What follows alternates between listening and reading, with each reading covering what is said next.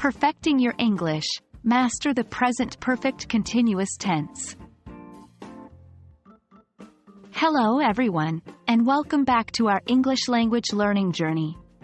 Today, we're going to dive into the world of verb tenses, specifically focusing on the present perfect continuous tense.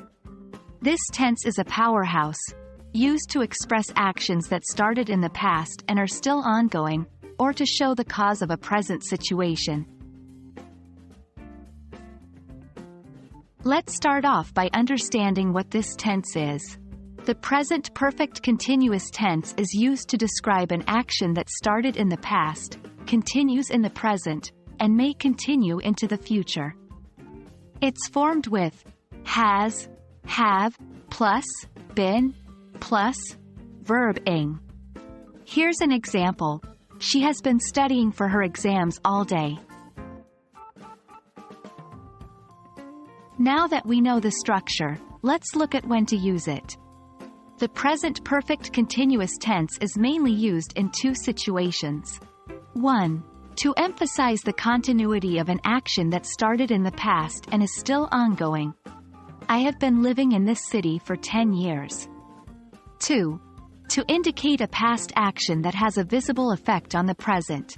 He is tired because he has been working.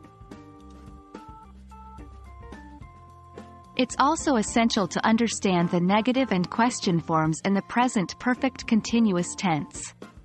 The negative form uses not, like this. She has not been feeling well since last night.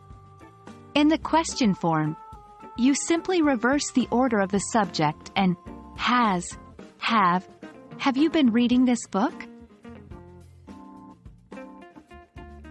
A common mistake with this tense is forgetting to use been after has, have.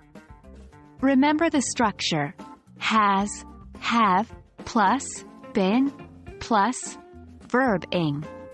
Another frequent error is using simple past verbs instead of present participle, verb ing, forms. It should be, he has been running, not, he has been run.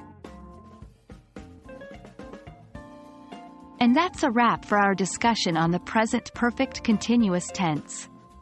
This tense can significantly enrich your English language skills, giving you the ability to express long-term actions and their impacts.